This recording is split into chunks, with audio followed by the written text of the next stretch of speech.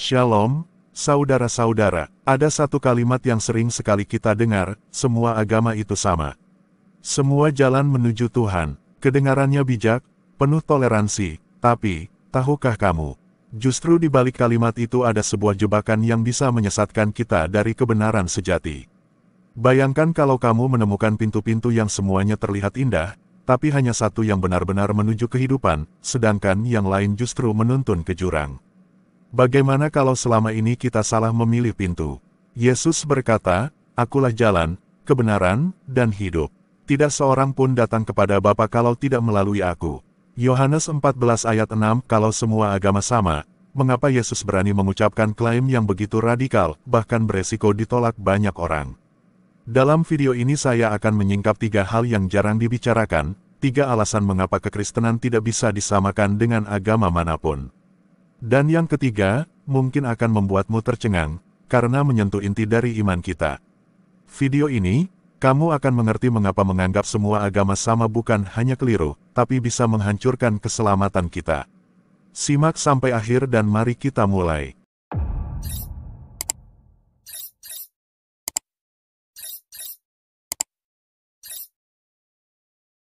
Muslim tuh. Nah, pada dasarnya kalau kenapa saya masih di agama Muslim, abang bilang begitu toh?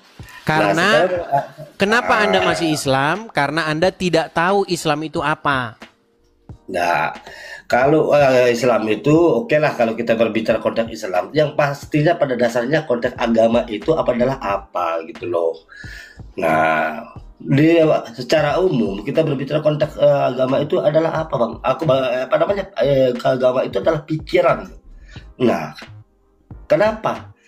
Edukasi kenapa saya berbicara agama itu adalah pikiran? Kayak karena abang Adis, abang bicara bilangnya tadi Kristen bagus. Karena semua itu dari buah pikiran, kan? Iya, asal muasalnya dari mana? Kenapa Anda bisa berpikir begitu? Kan dari apa yang dikatakan Muhammad dan apa yang dikatakan Quran, betul? Enggak begitu juga, Bang Adis, enggak. Susah nih kalau ini. Bang, gini loh ya. Islam itu adalah apa yang diajarkan oleh Al-Quran dan hadis. Dan ulama-ulamanya. Itulah yang membentuk aturan-aturan dalam agama Islam. Contoh bang, contoh. Masuk kamar mandi pakai kaki kiri. Terus pagi-pagi ambil air wudhu. Ya kan? Terus menghirup air itu ke dalam hidung. Terus dihembuskan 3 kali. Terus begini. Nah itulah Islam, bang. Iya, itu menurut syariatnya, bang. Islam menurut syariat yang abang maksudin. Oke, kalau karena apa? Oke, kalau gitu Islam hakikatnya gimana? Ya, hakikatnya dalam artinya cukup dalam apapun yang terbaik itu adalah agama, dan itu adalah yang terbaik untuk agama Islam, entah itu ada agama Kristen. Makanya di mana Tuhan itu agama itu tidak ada bedanya. Karena tujuan sama. Oke. Jadi menurut Anda Kristen itu benar? Enggak. Semua sama. Berat. Aduh. Makanya begini, Bang. Iya memang susah sih ya teman-teman ya. Saya ini sebenarnya mengundang seorang Muslim, seorang Islam yang ngerti agama Islam. Tapi bang, masalahnya orang Islam yang ngerti agama Islam kalau datang ke sini itu mengiyakan saya. Begini, makanya bang, mereka takut. Begini abangku. Karena ya selalu yang dikaji dalam arti perdebatan adalah syariat. Agama itu dalam arti begini kan, syariat tarikat hakikat ma'rifat, ya kan? Nah, dikajian lebih dalam itu, kalau abang dikaji lebih dalam agama Islam itu seperti apa, abang juga akan paham arti sebuah agama Islam, bang. Saya yakin. Karena bagaimana orang nggak ngerti agama Islam tapi bilang kalau Anda kaji agama Islam Anda tahu. Oke lah bang. Maksudku ini mohon maaf nih Bang Taufik. Ya, saya akan undang dulu Muslim yang lain dulu lah. Selamat malam Bang Taufik. Aduh, berat ini. Sehat selalu ya. Enggak ngerti agama Islam, tapi bilang kalau Anda belajar agama Islam.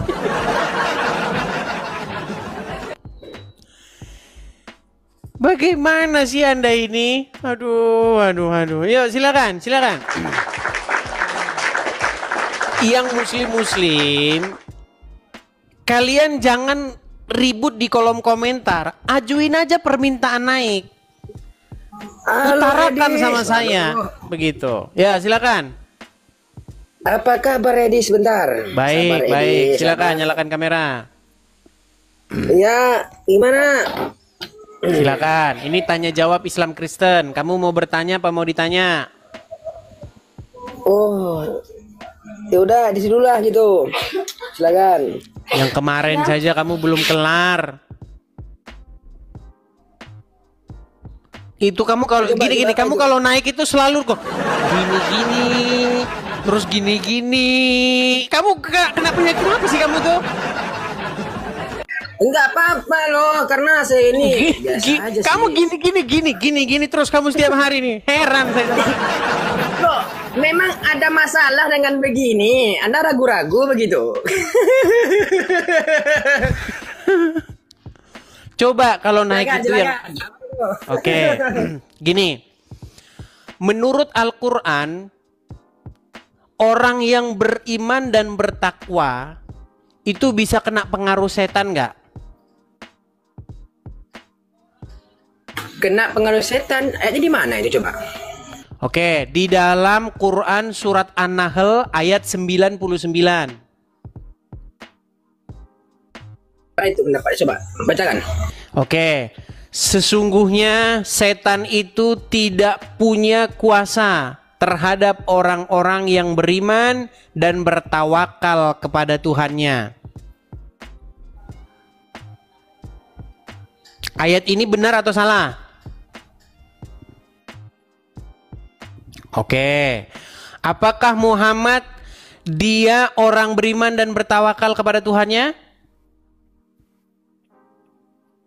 Ya loh, jelas itu. Oke, baik. Artinya tidak mungkin setan bisa mempengaruhi Muhammad, betul? Bisa dipengaruhi loh. Gimana sih Anda? Nah, ini mulai ragu dia, mulai ragu. Gini. Coba sebentar, jangan kamu bisu-bisukan. Mikrofonmu jangan kamu bisu-bisukan. Tenang, Oke, tenang. silakan. Kamu tadi kan saya tanya, kamu mau bertanya. Gini. Kamu tadi kan bilang, saya bilang sama kamu, mau bertanya apa mau ditanya? Kamu bilang ya sudah, kamu saja yang bertanya. Oke, saya bertanya sama kamu. Kepada Anda. Iya, silakan Coba bertanya. kamu tenang dulu, tenang. Saya ulangi dan ini terakhir saya mengulangi sama kamu. Kalau kamu nggak nyambung, saya sudah sama kamu, nggak usah diskusi lagi.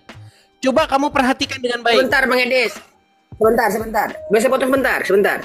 Jadi tanggapan Anda dengan tanggapan saya nggak mungkin sama dong, nggak mungkin tanggapan Anda disamakan gitu. Betul tidak sama. Makanya kamu simak dulu, simak. Menurut Al-Quran, setan itu tidak punya pengaruh terhadap orang yang beriman dan bertawakal kepada Tuhannya. Setuju atau enggak? Oke. Ya setuju saya. Terus apalagi? Dicarilah kata padanannya. Dong namanya juga manusia loh. Oke, kalau Muhammad termasuk orang yang beriman dan bertawakal, berarti setan tidak akan bisa mempengaruhi Muhammad, betul? Ya saya bisa dong, ngapain juga loh. Namanya juga manusia loh. Jangan kan. Ya, belajar lagi. Belajar agama Islam dulu. Sebentar dulu. Belajar agama Islam sana, belajar agama Islam. Al-Quran jelas, setan tidak bisa mempengaruhi orang yang beriman. Masih dibilang bisa. Udah saya bilang nggak ada orang Islam yang percaya Qurannya. Aduh, makasih Pak Agus Ibrahim, makasih. Yuk, coba ya, yang muslim kalau naik ke sini simak. Jangan kamu garuk-garuk gini, garuk-garuk terus datang ke sini. Saya jadi teringat lagunya Slank itu. Allah punya mata kokain kelakuan. Itu kayak gitu. Garuk itu. Garuk aja kamu. Kayak kena narkoboy kamu, saya lihat. Iya, silakan. Black Amor. Waduh. Ya, silakan nyalakan kamera Black Amor. Halo Bang Idis. Ya, silakan nyalakan kamera. Halo. Abang ini Muslim Bang Idis. Saya Kristen, Bang. Oh Kristen. Oh. Abang Muslim? Saya Muslim Bang. Ya, silakan Bang nyalakan kamera.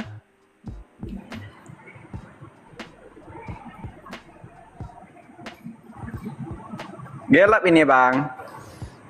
Baik, saya turunkan dulu kalau begitu. Ini dia mau datang lagi nih, si Lemon ini. Oh, udah hilang. Kita kasih naik ada Gun Saleh, Mbak Gun Saleh. Oke, terpental Gun Saleh. Kita kasih naik ada Gesan, coba. Gesan. Oh, naik Gun Saleh kok. Ya, Gesan. Ya. Selamat malam Bang Gesan. Selamat malam Bang. Ya, Muslim Bang. Saya sebenarnya Hindu, tapi sempat mualaf karena istri saya Muslim. Sempat mualaf karena istri. Oke. Muslim, betul. Jadi saya sih udah lama ngikuti Bang Edis, dan artinya semua yang Bang Edis berikan edukasi itu bagi saya sih banyak sekali kebenarannya gitu. Hanya saja istri saya tuh kan Muslim, jadi dia terlahir karena kan sudah Muslim. Di samping itu juga dulunya kan guru agama, guru ngaji gitu ya saya bilang. Guru ngaji. Jadi untuk meyakinkan istri bahwa ajaran, mohon maaf nih, ajaran yang ada di kitab suci atau Al-Quran itu apa yang Bang Edi sampaikan itu salah menurut dia gitu. Bisakah dia ngobrol di sini bersama-sama dengan kita? Kebetulan istri saya kan buka warung nih, kebetulan lagi ada pelanggan. Maunya sih saya tuh pingin biar dia itu biar bisa bertatap muka atau bicara sama Bang Edi sendiri. Tapi sampai hari ini masih Muslim dia ya? Istri saya masih Muslim. Hanya saja kalau ke agama saya dia juga ikut. Nah itu permasalahannya. Jadi tapi dia sering nonton Edis TV. Saya yang sering nonton Edis TV, istri saya cuma mendengarkan saja Bang. Gitu.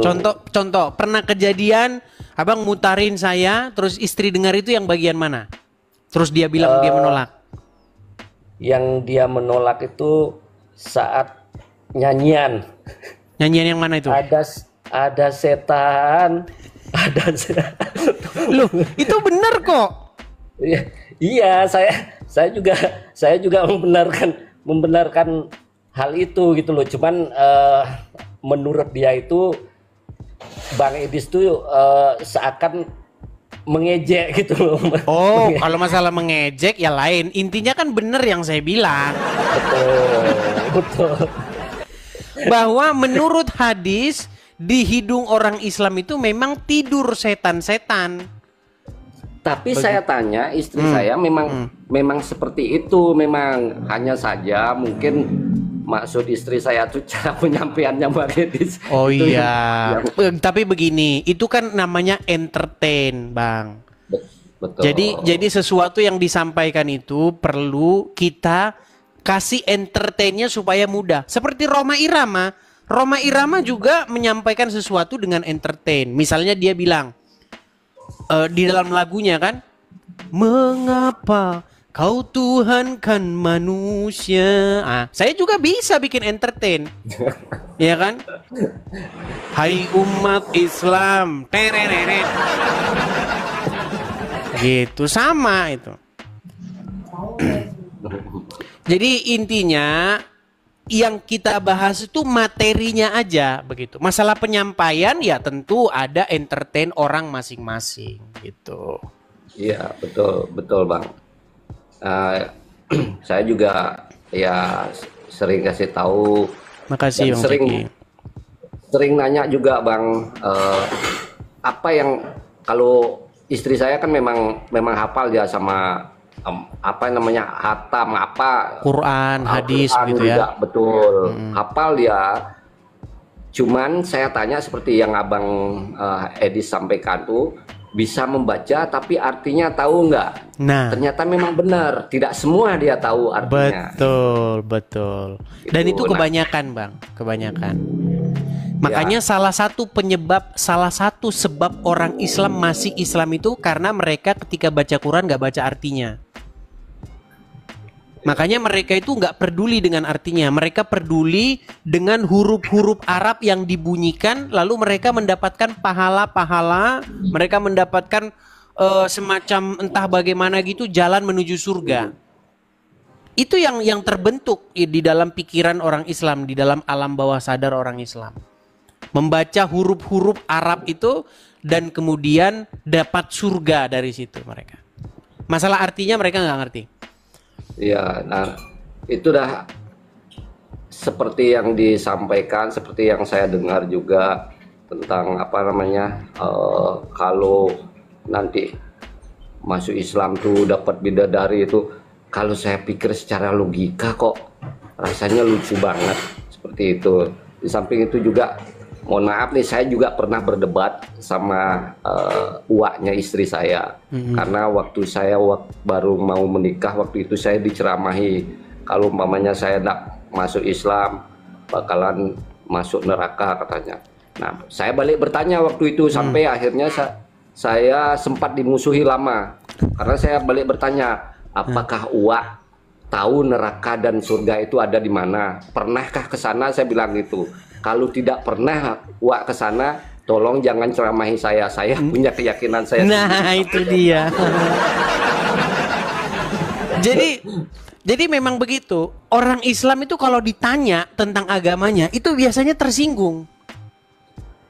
Begitu. Karena memang orang Islam itu tidak terbiasa ditanya begitu. Jadi hanya mengimani saja, iman buta begitu. Seperti itu. Bagaimana Muhammad bercerita tentang surga? Bagaimana Muhammad bercerita tentang neraka? Sementara dia nggak pernah ke sana gitu loh.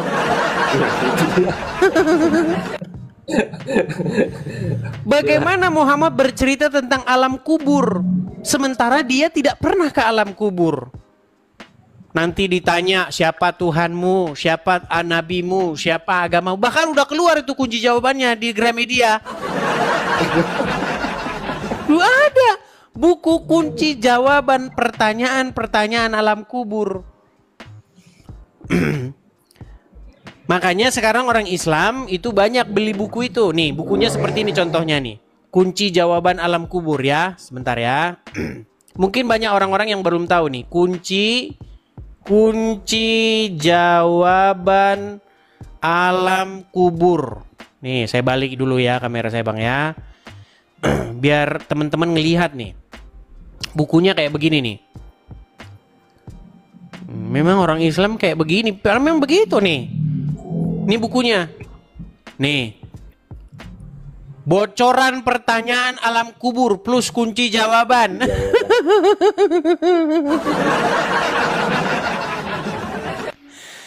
Jadi kalau zaman kita sekolah dulu ya, bocoran pertanyaan-pertanyaan Eptanas, pertanyaan-pertanyaan ujian nasional kan. Nah kalau orang Muslim bocoran pertanyaan alam kubur. Sementara Muhammad setelah dia masuk kubur nggak keluar lagi. Begitu. Ya itu sebenarnya membuat orang-orang Islam harusnya berpikir begitu loh. Saya ini ngajak supaya kita mikir. Kata Muhammad, ada yang disebut siksa kubur. Ternyata setelah saya pelajari siksa kubur itu didengar Muhammad dari orang Yahudi. Dan disebutkan apa penyebab siksa kubur. Ternyata seperti Ahmad Sahroni ya dan anggota-anggota DPR yang misalnya bertingkah berbanyak pola begitu ya. Mereka itu gini. Kita kan tahu ya bahwa banyak anggota DPR itu yang korup. Betul. Bahkan DPR itu salah satu lembaga terkorup. Ya kan? Iya. Dan banyak anggota DPR itu isinya orang-orang Islam. Nah, kenapa orang Islam tidak takut korupsi? Kenapa orang Islam takutnya daging babi? Coba, orang-orang di DPR yang Islam-Islam yang korup itu kalau nerima suap, nerima itu mereka mau. Tapi coba kasih daging babi, kiris kuping saya nggak bakal mau. Nggak bakal mau dia kalau daging babi. Ternyata setelah saya selidiki, ada sebuah pemahaman di dalam Islam tuh begini. Barang siapa yang mengucapkan 2 kalimat syahadat, dia masuk surga. Mau dia mencuri, mau dia berzina, masuk surga. Itu ajaran Muhammad. Makanya ini ajaran Islam ini memang sangat-sangat luar biasa ini. Berarti kalau begitu saya dulu waktu menikahin istri saya kan baca syahadat. Berarti saya masuk surga itu. Masuk surga menurut agama Islam. Nah, itu makanya. Ada riwayatnya itu, Bang. Ada riwayatnya. Jadi seorang bertanya kepada Muhammad, walaupun dia berzina, ya Rasulullah, walaupun dia mencuri, iya. Sekalipun dia berzina, sekalipun dia mencuri, kalau dia mengucapkan kalimat syahadat masuk surga. Pantas anggota DPR pada korup. Iya. Nanti dibilang saya mengada-ngada. Banyak orang muslim mengatakan saya mengada-ngada, tapi itu benar. Nih, biar ya muslim ya, karena selalu ada saja orang-orang baru di sini ya. Ya. Perhatikan. Sabar ya.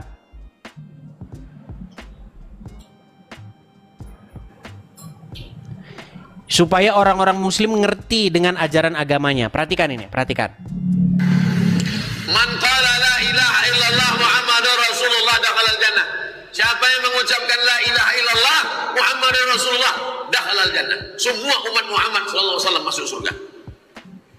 Nabi yang mengatakan. Datang sahabat bertanya, wa in zana wa in saraq, bagaimana kalau dia berzina? Bagaimana kalau dia mencuri? Kata Nabi, wa in zana wa in saraq, dia berzina, dia mencuri, tetap masuk surga. Pezina, pencuri, masuk surga. Nah, itu jadi makanya gawat, Bang, gawat. Iya, kalau orang muslim bertanya, apa kunci surga? Mengucapkan 2 kalimat syahadat. Makanya anggota DPR, walaupun dia muslim ya, mereka korupsi rame-rame. Yang penting nanti saya ngucapin kalimat syahadat, masuk surga saya.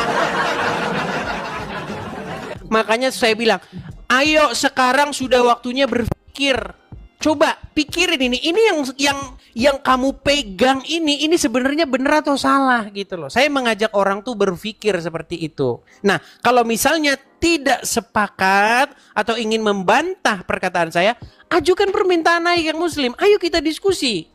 Buktikan bahwa yang saya katakan tuh nggak benar gitu loh. Seperti itu, Bang Kesan. Nah, nanti silakan disampaikan kepada istri. Ya memang kalau biasanya mereka akan menutup telinganya begitu. Ya, saya paham itu, Bang. Apalagi kalau kayak istri saya kan mantan guru ngaji lah. Jadi kalau saya bilang kitab kuning dia ya bisa, kitab gundul juga bisa. Cuman kalau arti ke ininya mungkin tidak semuanya dia tahu gitu. Karena saya juga pernah membaca ada di terjemahannya, karena saya nggak bisa baca bahasa Arab, huruf Arab saya nggak bisa. Tapi ada di terjemahannya itu kok dikatakan bahwa Muhammad itu gila gitu. Itu kan Di dalam, ya, ada ayat dalam Al-Quran yang mengatakan bahwa orang-orang, sebenarnya itu orang-orang, mengatakan, hai orang yang kepadanya diturunkan Al-Quran, sesungguhnya kamu majnun atau gila. Ada ayatnya. itu dah makanya saya ini kok seperti ini ya, ada di, ya mohon maaf dalam tanda kutip, di kitab suci gitu loh. Itu maksud saya. Ya, Al-Hijr, ya, Al-Hijr ayat 6. Jadi Al-Hijr ayat 6 itu berbicara mengenai orang-orang kafir yang mengatakan bahwa Muhammad itu gila. Nah, tapi kita harus membuktikan apakah ini tuduhan yang tidak beralasan atau tuduhan yang beralasan, begitu. Maka kita harus bicara dulu definisi majnun atau gila. Apa majnun atau gila itu? Nah, kalau kita deskripsikan dulu, baru kita utarakan apakah Muhammad termasuk orang-orang yang majnun. Begitu.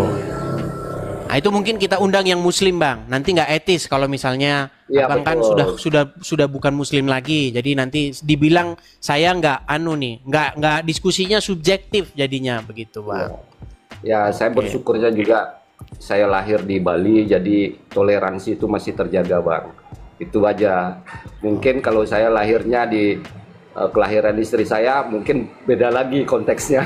Iya. Oke, Bang, jadi kita undang muslim yang lain dulu, Bang, ya. Terima kasih, Bang. Salam kenal. Terima kasih, Bang Gejan. Salam Terima kasih, dari Bang Bali. Gesan. Ya, oke. Saya turunkan ya, Bang Gesan, ya. Ya, silakan, Bang. Makasih. Ya, sama-sama. Ya, silakan ya. Yang muslim silakan. Minta permintaan naik, diskusi kita dengan baik. Yo, silakan. Kita kasih naik, ada Basori.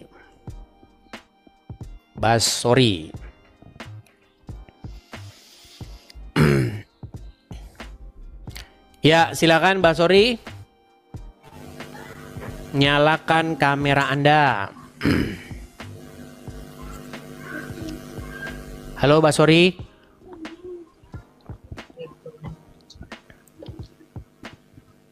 Macet. Baik, kita kasih turun ya. Ayo, silakan. Kita kasih naik, ada Sri Wahyuni Sefta.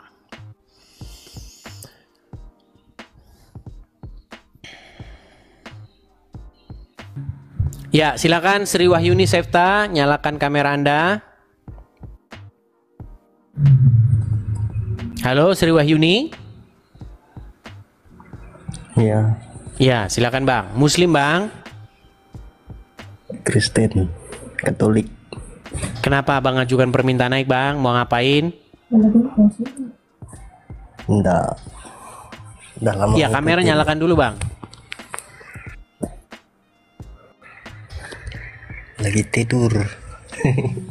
Oke, saya blokir dulu ya, Bang ya. Abang saya blokir dulu. Iya. Ya, saya blokir dulu. Ya, silakan ya. Yang kayak gitu kita blokir, teman-teman. Naik enggak, lagi tidur. Terus ngapain ngajuin permintaan naik tuh buat apa? Kan ganggu saja ya. Yuk, silakan. Kita blokir seminggu. Oke, kita kasih naik lagi, ada sabar ya.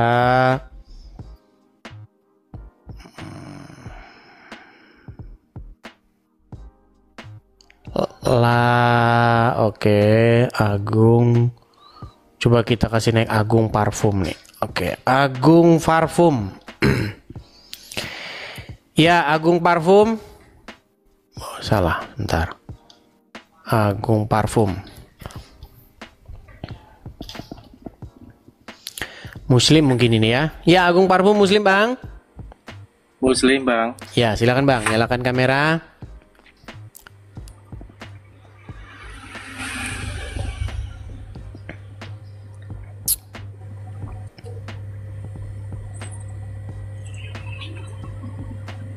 Parfum haram karena mengandung alkohol. Ya, Belum kamera jadi, Bang, Bang. nyalakan dulu Bang. Sudah? Belum? Oh iya nih. Saya bantu dari sini tuh, silakan.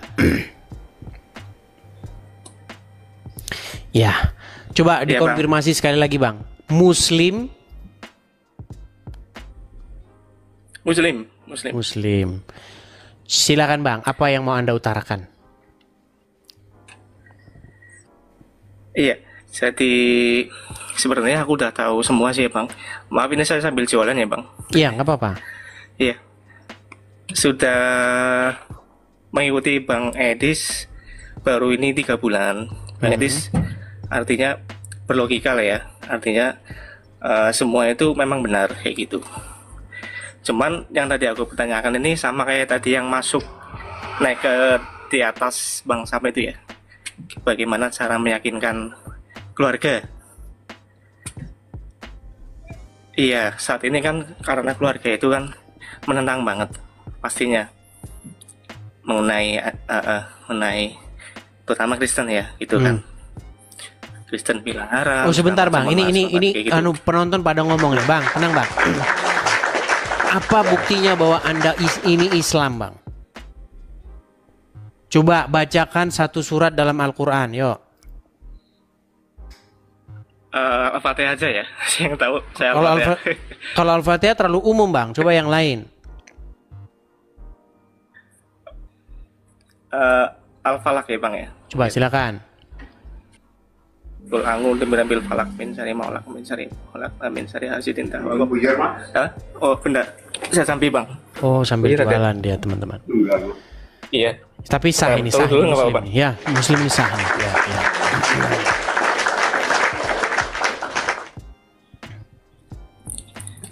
Saya tunggu dulu ya Bang, bentar ya. Oke nanti lanjut lagi Bang ya. Baik. Oke. Sebenarnya kalau orang Muslim itu malam-malam itu tidak boleh kerja. Karena ada ayatnya di dalam Al-Quran. Malam itu diciptakan untuk istirahat, siang untuk mencari nafkah. Jadi kalau ada Muslim kerja malam hari, kamu sesungguhnya telah melanggar Al-Quran. Makanya sudah saya bilang, Islam itu mustahil Anda jalankan karena akan membuat hidup Anda ribet. Ya. Kita kasih naik ada Gun Saleh. Malam Edisku. Ya, selamat malam Gun Saleh. Muslim, Bang? Muslim. Ya. Silakan, Bang. Apa yang mau diutarakan? Ternyata agama Kristen itu ciptaan iblis dan Yesus di bukit itu seperti Matius 4 ayat 8. Waduh. Ngamuk dia sudah. Kenapa Anda ngamuk begitu, Bang? Ternyata setelah aku baca Alkitab, agama Kristen itu ciptaan iblis dan Yesus waktu dia Mana pergi ke ayatnya? bukit itu. Ayatnya mana? Matius 4 ayat 8. Coba baca. Siapa di bawah dan iblis Bang, membawa suara Anda Yesus pecah. ke bukit itu. Suara Anda pecah nih. Oh, jauhin. Dekat, jelas, please. Oke, silakan coba baca ayatnya. Jelas. Dan iblis membawanya pula ke bukit itu. Untuk apa? Untuk menciptakan agama Kristen. Ayatnya, Bang, dibaca Betul, ayatnya. ya? Matius 4 ayat 8. Nggak ada di situ. Dan iblis membawanya untuk menciptakan agama Kristen, nggak ada. Saya bacakan Jadi untuk ayatnya. apa dibawanya? Baik. Untuk apa dibawa? Sebentar. Itu? Untuk apa? Nomor satu. Tenang. Jangan emosi. Tenang. Tarik nafas. Teruskan. Wah, iya. Tadi siang itu ada yang pesan sama saya. Orang Islam ini dikuasai roh. Nah, rohnya orang Islam itu kayak gitu, roh amarah. Ya, suaramu pecah-pecah. Suaramu saja pecah-pecah loh. Nggak usah loncat. Ya, nggak usah loncat. Penyembah Tuhan beranak. Matius berapa? Nggak usah loncat.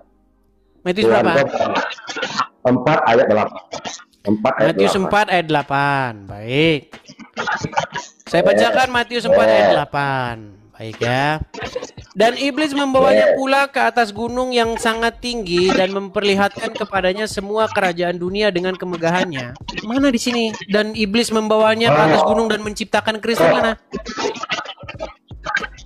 Siapa yang dibawa iblis? Yesus di sini. Ngapain dia ke bukit itu? Main kartu dia?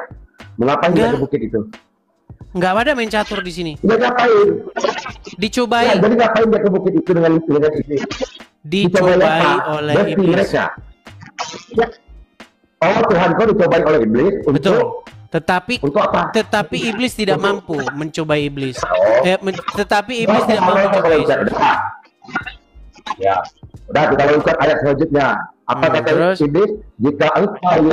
Jika engkau Yesus anak Allah, betul?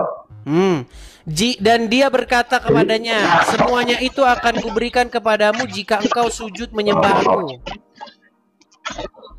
Mau Yesus sujud ke iblis? Tidak mau. Kalau Yesus sujud, berarti iblis akan memberikan apapun yang ada, betul? Betul.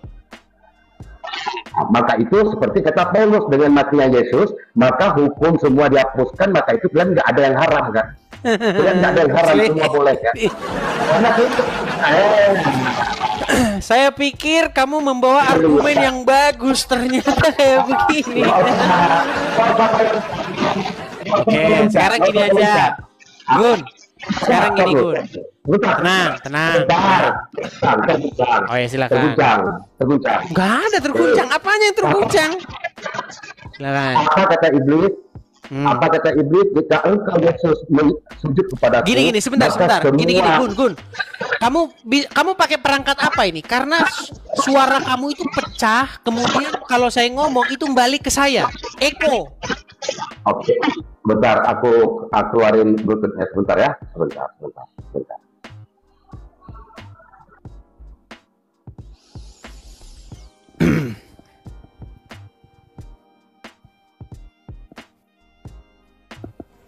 Oke, jelas, Dis. Gini kan bagus. Ya. Silakan. Waktu di bukit itu, iblis berkata, jika engkau Yesus menyembah aku, maka isi dunia ini akan kuberikan kepadamu, betul? Betul. Percis seperti perkataan Paulus kan, dengan matinya Yesus, maka hukum-hukum dihapuskan. Maka itu kalian semua tidak ada yang haram kan? Semua boleh kan? Sudah? Udah. Baik. Semua kan? Udah bisa saya jawab? Sudah bisa saya jawab belum? Baik. Jadi premis kamu yang pertama dengan premis kamu yang kedua ini nggak nyambung. Premis pertama, saya lagi ngomong ini. Tenang dulu, tenangkan dirimu, tenangkan, lembutkan hatimu dulu. Jadi Muslim itu dikuasai dengan yang namanya roh kekerasan. Ya, makanya tenangin dulu, dengar. Premis kamu yang pertama itu berbicara mengenai bagaimana iblis mengharapkan agar Yesus sujud menyembah iblis. Tetapi Yesus tidak mau. Seandainya Yesus menyembah iblis, maka Yesus menjadi hamba iblis.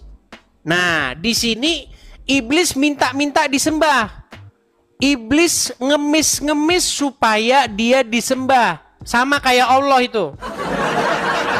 Makanya di dalam sudut pandang saya, iblis ini ya Allah itu yang kalian sembah-sembah itu. Yang ngamuk-ngamuk kalau tenang dulu, saya lagi ngomong. Orang tadi saya ngomong, kamu tenang. Nggak nyambung. Kok nggak nyambung? Oke, benar nggak Allah minta ke Matius 4 ayat 8 betul kan, Yesus sama iblis besti kan? Besti. Kalau Yesus sama iblis besti, artinya Yesus mengikuti iblis. Tetapi di sini bahkan Yesus mengusir iblis, enyahlah kau. Perhatikan nih di ayat terakhirnya. Perhatikan. Maka tenang. Di ayat 19, di abad 10-nya, maka berkatalah Yesus kepadanya, "Enyahlah iblis." Enyahlah iblis. Bagaimana kamu katakan mereka besti? Yang besti itu Allah dan iblis. Oke. Baik. Iblis dan Yesus di Matius 4 ayat 8 itu pergi bersama mereka kan ke bukit itu kan. Oke, tapi mereka, kan? ujung-ujungnya dikatakan enyah nggak iblis? Gak usah itu, gak usah kau loncat dulu, aku ikuti Masa kamu tidak baca sampai terakhir? Aku ikuti mainmu. Ya, tapi intinya Yesus pada akhirnya mengusir iblis. Edis, santai, minum, Edis. Dalam pengajaran kau sama anak-anakmu atau di jemaatmu, kau menyuruh orang mengikuti iblis atau menjauhi iblis? Menjauhi iblis. Ternyata Yesus kau mengikuti iblis kan? Pada akhirnya dikatakan enyahlah iblis. Nggak usah, aku tanya sama kau. Ternyata Yesus kau mengikuti iblis. Enggak. Di mana dia mengikuti iblis? Matius 4 ayat 8. Coba baca. Dan iblis membawanya pula ke bukit itu. Siapa yang dibawa iblis? Yesus. Berarti Yesus dan iblis bestie kan? Tidak. Diikutinya iblis sama Yesus kan? Tidak. Oh, penipu kau, dasar kafir kau. Ngamuk dia. Dasar kafir bahkan Yesus berkata kepada iblis, enyahlah kau. Enyah. Nggak usah kau loncat. Matius 4 ayat 8. Matius 4 ayat 8 kutanya, kau mengajarkan ke anak kau jangan mengikuti iblis. Ternyata Yesus kau mengikuti iblis. Dasar kafir penyembah Tuhan beranak kau. Marah-marah dia. Sudah? Sudah? Udah kau akui. Oke, satu. Akui tenang. Saya mau gantian dulu. Gimana?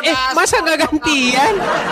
Yang bestian, sebentar. Yang bestian sama setan itu Muhammad. Nih, saya kasih hadisnya.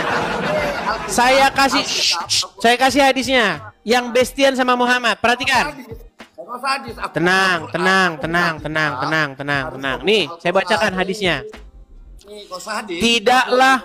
Kenapa kamu takut ditanya? Takut ditanya dia.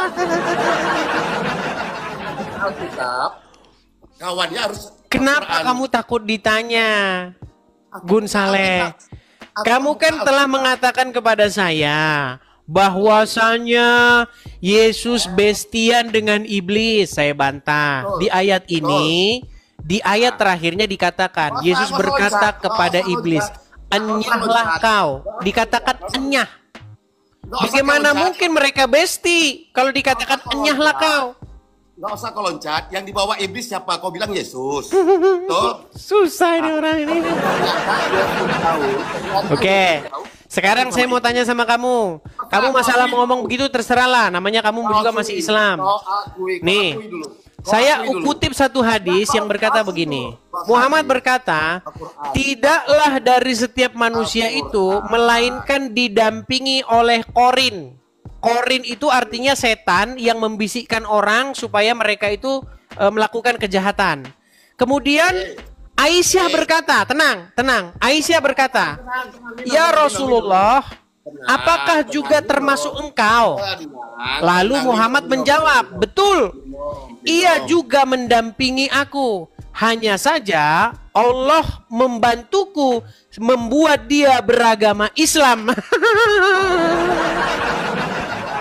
Jadi setan atau korin yang mendampingi Muhammad sudah masuk Islam. Akhirnya mereka bestian, betul? Betul nggak? Betul nggak? Tenang. Betulkah setan atau korin yang mendampingi Muhammad sudah masuk Islam? Aku buka Alkitab, Al-Quran kau buka. Ini loh, dengar. Tanya jawab Islam Kristen. Kamu bertanya kepada saya tadi kan, poinmu sudah masuk, Gus. Poinmu sudah masuk. Bahwa kamu menuduh bahwasanya Yesus dan setan bestian. Nah, saya bilang tidak bestian. Kenapa? Karena Yesus berkata kepada setan, enyahlah kau. Matius 4 ayat 8, siapa yang dibawa iblis? Yesus kau bilang kan? Yesus Apakah ayat itu berhenti sampai ayat 8? Maaf, aku tanya dulu. Yesus kan yang dibawa iblis kan ke bukit. Emang ayat itu berhenti sampai ayat 8? Ya, ternyata Yesus sama. Seandainya ayat itu berhenti sampai ayat 8, kita tidak punya kesimpulan terhadap terseluruh peristiwa di dalam situ. Tetapi ayat itu masih ada ayat lanjutannya yang mengatakan, lalu Yesus berkata kepadanya, enyahlah kau setan. Nah, artinya Yesus tidak bestian dengan setan. Sementara di dalam hadis, Aisyah pernah bertanya kepada Muhammad. Muhammad berkata, setiap manusia didampingi oleh korin. Lalu Muhammad juga menjelaskan, orang-orang berkata, dan Aisyah juga berkata, apakah korin itu juga mendampingi engkau, wahai Rasulullah? Rasulullah menjawab, betul, ia mendampingiku juga. Hanya saja Allah menolongku, maka ia menjadi seorang muslim. Dan dia tidaklah memerintahkanku kecuali kepada kebaikan. Jadi ada setan yang memerintahkan kepada kebaikan. Jadi setan sudah masuk Islam. Yang namanya setan, dengar, apa yang dikatakan oleh Tuhan Yesus terhadap setan? Tenang, setan itu adalah bapak segala dusta, kata Tuhan Yesus. Sementara menurut Muhammad, setan sudah masuk Islam dan dia memerintahkan Muhammad hal-hal yang baik. Makanya apa yang diajarkan Muhammad? Boleh berdusta. Ya terang aja Muhammad mengajarkan boleh berdusta karena ajaran yang didapatkan dari setan. Boleh aku tanya? Silakan. Level Alkitab kau selevel Al-Qur'anku atau hadis? Bahkan Quran dan hadismu itu tidak bisa dibandingkan dengan Bible. Aku buka Alkitab, berarti kau buka Al-Quran sama aku. Oke, jadi kamu nggak percaya hadis ini? Nggak usah kau nyinyir, nggak usah kau nyinyir. Jadi kau tak percaya hadis ini? Kalau aku buka Alkitab. Enggak, saya tanya sama kamu. Apakah kamu percaya hadis yang barusan saya bacakan? Berarti level Alkitab kau selevel hadis. Tidak, jarang ini dia menjawab. Saya nggak bilang bahwa Bible selevel dengan Quran, Bible selevel dengan hadis. Saya cuma tanya, apakah Anda percaya hadis yang barusan saya kutip? Alkitab kau selevel hadis. Pergilah kau setan, pergilah kau. Pergilah kau setan. Mereka ini teman-teman kalau ditanya hal yang sama langsung meninggal dunia. Yo silakan yang muslim. Saya tanya, apakah kamu percaya hadis itu? Nggak berani jawab. Yo silakan. Yang muslim ajukan permintaan naik, kita ngobrol-ngobrol santai. Oke, sebelum kita lanjutkan kembali ya teman-teman ya, kita iklan dulu teman-teman. Sekali lagi kepada sahabat-sahabatku pemirsa Edis TV, terutama sahabat-sahabatku dalam Tuhan Yesus, teman-teman sekalian, kita ada program ya. Programnya di sini itu adalah mengadakan rumah apologet. Nah, jadi kepada teman-teman yang senang dengan channel Edis TV, yang suka dengan channel Edis TV, kita ada program itu. Programnya adalah mendirikan tempatnya. Karena kita berapologet itu di sini belum ada tempat. Nah, bagi teman-teman yang ingin mensupport Edis TV, teman-teman bisa support di yang tertera di layar ya. Teman-teman bisa tangkap layarnya, screenshot. Nanti kalau teman-teman ada berkat berlebih, teman-teman bisa ikut berpartisipasi, berkolekte atau memberikan persembahannya untuk mendirikan tempat rumah apologet. Ingat teman-temannya, atas namanya Edis. Kalau tidak muncul nama Edis, berarti itu bukan saya ya teman-teman ya. Karena ada banyak sekali akun-akun yang namanya itu Edis TV, tapi bukan saya begitu. Ya, jadi hati-hati. Pastikan Anda mengikuti akun yang asli ya. Akun yang asli itu followersnya sekarang sudah hampir 650.000. Oke, kita lanjutkan kembali ya. Silakan tanya jawab Islam dan Kristen.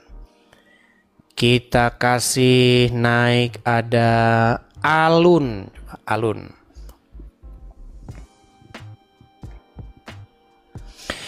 Ya, silakan Alun, nyalakan kamera Anda. Halo, ya, selamat silakan malam. nyalakan kamera. Alun, nyalain kamera. Ya, silakan Bang. Apa yang mau Abang utarakan? Ya, jadi kalau diskusi sama bertanya sama Bang Edi sini bagus karena tidak pakai mute. Jadi Bang Edi saya ingin bertanya begini, apakah Tuhan Yesus di dalam perjanjian baru berdoa itu apakah dia berdoa Sebentar, atau Bang. mengajari Abang cara Muslim? untuk berdoa? Abang Ya, saya Muslim? seorang Muslim. Ya, Muslim saya. Coba Bang, saya tes dulu. Coba bacakan satu surat dalam Al-Quran. Bismillahirrahmanirrahim. Yasin wal Qur'anil Hakim innaka laminal mursalin. Oke, sah ala Muslim, siratil Muslim ya, mustaqim. sah Bang, Anda Muslim ya, silakan. Silakan. Jadi saya ingin mempelajari sejauh mana kebenaran Alkitabnya orang Kristen, Abang Edis.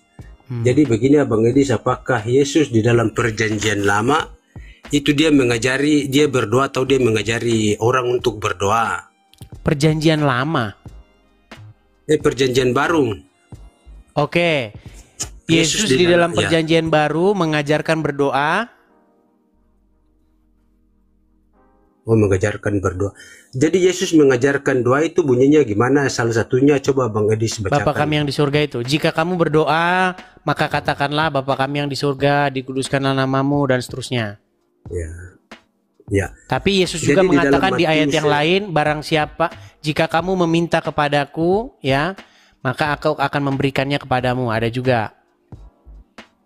Ya. Jadi di dalam Yohanes 11 ayat 25 kan Yesus bersyukur, aku bersyukur kepadamu Tuhan langit dan bumi. Terus? Ini perkataan Yesus semasa masih hidup, tetapi kalau tulisan Yohanes berdoa dengan nama itu kan Yesus sudah tidak ada. Jadi kita berbicara mengenai doa-doa Yesus masa hidupnya. Kan Yesus mengajari orang berdoa itu kan kepada Bapa. Apakah Bapa Ya, itu adalah Yahweh atau bukan? Tetapi Yesus juga mengajarkan meminta dalam namanya. Jangan lihat satu ayat saja, Bang. Oh, di Yohanes. Oh, Yohanes ya, kata Yohanes ya. Jadi begini Abang Edis, konsep penulisan kitab Yohanes itu setelah Yesus sudah tidak ada. Itu cari dalam data manapun. Bagaimana, Jadi saya mau ke semasa Yesus. Konsep penulisan wahyu seperti kitab wahyu Yohanes itu kan setelah Yesus sudah tidak ada, baru kitab Injil Yohanes ditulis. Jadi saya minta cara Yesus berdoa pada masa dia masih hidup. Wahai Bapakku, wahai Bapakku, wahai Bapakku. Jadi Yesus mengajarkan berdoa itu kepada Bapa. Seperti itu, sementara Abang Edis berdoa kepada Yesus. Tadi kan sudah saya bilang, Bang, kalau membaca Bible itu keseluruhan, Bang. Yesus juga mengatakan memintalah dalam namaku. Ada juga seperti itu. Oh, berarti jadi Abang begini, Edis Bang. menuhankan Maksud Yesus. saya begini. Kalau kita membaca Bible, jangan baca yang kiri tapi yang kanan nggak dibaca. Keseluruhannya harus kita baca, Bang. Oke. Berarti ada dua Tuhan ya Bang Edis ya? Kalau Yesus Tuhan langit dan bumi atau bukan? Baik, saya tanya dulu sebentar. Saya tanya dulu hal yang sama dalam agama Islam. Sebelum kita lanjut, kita kan masalah doa dulu nih ya. Masalah doa.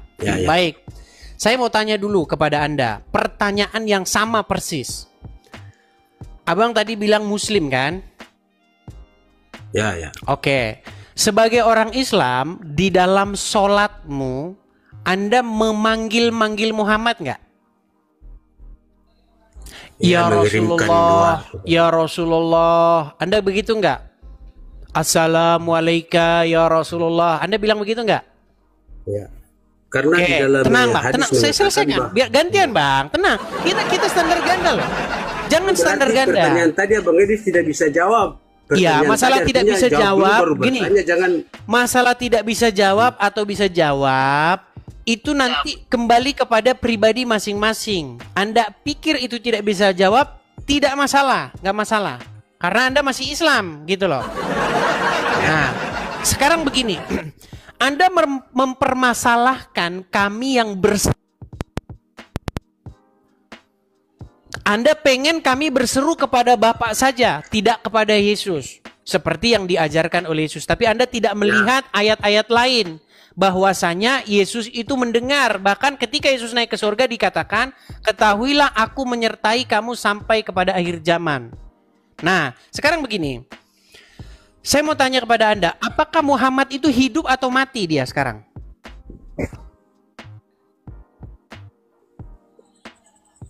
Iya, jadi umat manusia itu kan pasti akan mati, namanya siapa, Yesus pun mati. Ditanya apa? Bang, yang saya tanya, Muhammad menurut literasi orang Islam, dia sudah mati, sudah jadi orang mati atau dia masih hidup? Ya, sudah meninggal. Sudah meninggal. Ketika Anda mengatakan, ya Rasulullah, Assalamualaikum ya Rasulullah, Anda lagi ngomong sama siapa? Ia dalam menyampaikan salam di dalam hadis. Pertanyaan saya bukan itu, Bang. Anda lagi bicara sama siapa? Ketika Anda berkata, ya Rasulullah, Assalamualaikum ya Rasul. Anda ngomong sama siapa? Assalamualaikum. Menyampaikan salam kepada baginda Muhammad. Iya, Anda bicara dengan siapa? Dalam hadis. Iya, Anda menyampaikan salam kepada Allah, menyampaikan salam kepada baginda Rasulullah Muhammad. Pertanyaan sini terakhir, ini terakhir. Kalau masih berbelit lagi, saya makanya nggak mau ngomong sama Muslim. Kalau berbelit lagi kita selesai. Ketika Anda mengatakan ya Rasulullah, ya Muhammad, ya Muhammad, ya Rasulullah, Assalamualaikum. Anda ngomong sama siapa? Pertanyaan saya balik bertanya itu. Anda bicara dengan siapa itu? Itu menyampaikan salam. Iya, Anda berbicara dengan siapa? Menyampaikan salam. Iya, dengan izin Allah tersampaikan kepada baginda Rasulullah Sallallahu Alaihi Wasallam itu ya di bawah sana, di bawah sana. Dengan izin Allah. Heran saya dengan kalian ini loh. Kenapa kalian ini ribut kalau kami berseru kepada Yesus, sementara kau berseru sama mayatnya Muhammad? Standar ganda kalian ini. Coba tanya sama orang Kristen, apakah orang Kristen percaya Yesus mati atau hidup? Semua orang Kristen percaya bahwa Yesus hidup, bangkit, dan dia mendengar. Coba tanya sama orang Muslim, apakah Muhammad mendengar? Jatuh-jatuhnya kalian nanti jatuh-jatuhnya mempertuhan manusia Muhammad.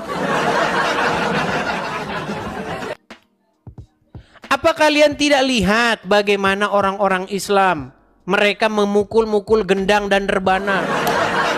Ya Rasulullah, ya Rasul. Kalian itu sama seperti orang Kristen. Kalian bernyanyi-nyanyi memuji Muhammad, kami bernyanyi-nyanyi memuji Yesus, berseru-seru kepada Yesus. Terus kok kamu salahin kami? Herman saya dengan kalian ini. Aduh. Nih ya, coba nih. Ini lawan debat saya ini yang ngomong bahwa orang Islam itu berseru-seru kepada mayat. Perhatikan. Sabar ya teman-teman ya.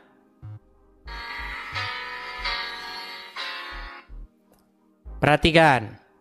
Supaya yang muslim-muslim ini sadar.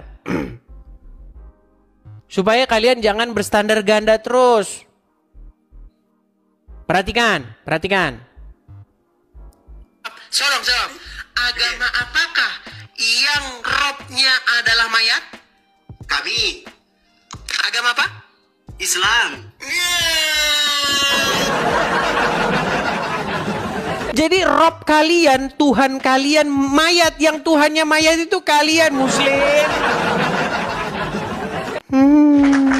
Gimana?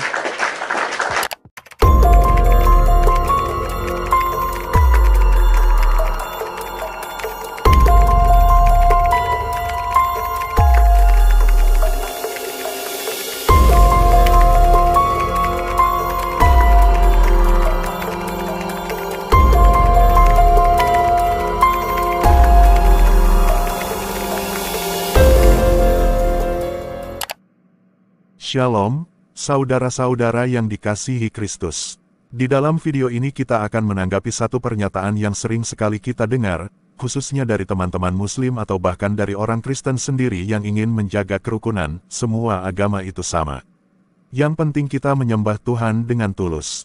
Sekilas, kalimat ini terdengar indah. Seolah-olah semua orang di dunia ini sedang berjalan di jalan yang berbeda, tapi menuju ke tujuan yang sama. Jadi, apapun jalan yang kita pilih, akhirnya semua akan bertemu di puncak gunung yang sama, yaitu Tuhan. Pertanyaannya, benarkah demikian? Apakah semua agama betul-betul sama? Mengapa banyak orang percaya semua agama sama? Ada beberapa alasan. Pertama, karena keinginan untuk rukun. Kita hidup di dunia yang penuh konflik, khususnya konflik agama. Jadi wajar banyak orang ingin berkata, sudahlah, semua agama sama saja. Dengan begitu, konflik bisa mereda. Kedua, karena secara luar kita memang melihat ada kemiripan.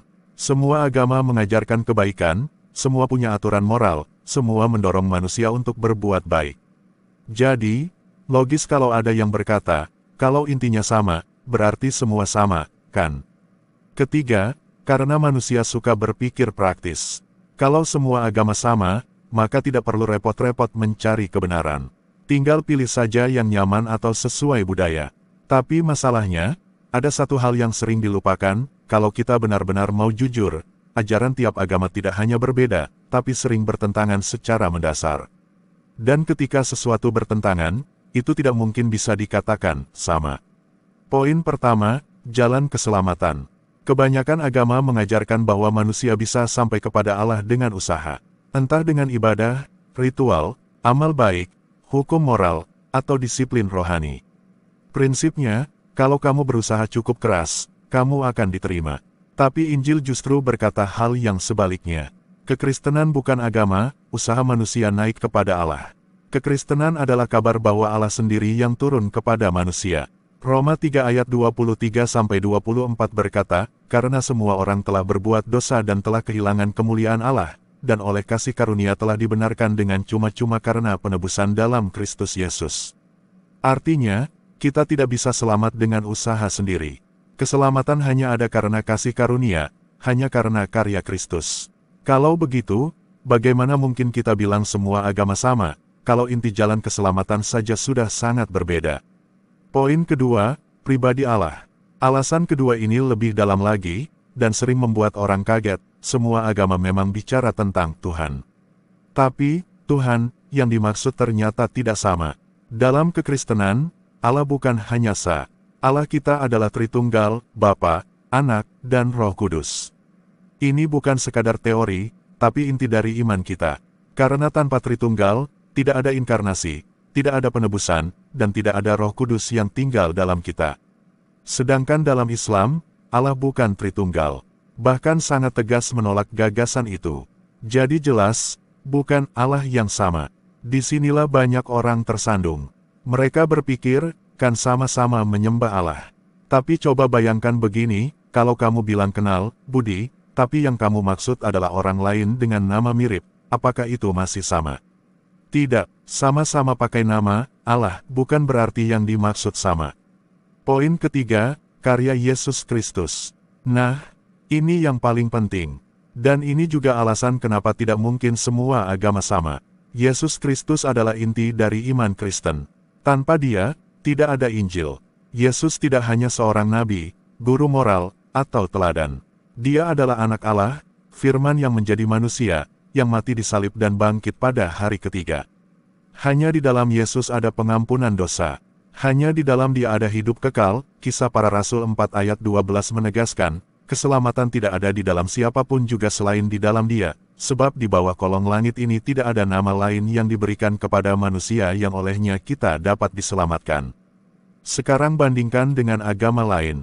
Dalam Islam, Yesus Isa dihormati, tapi bukan sebagai anak Allah, bukan yang disalib, dan bukan yang bangkit.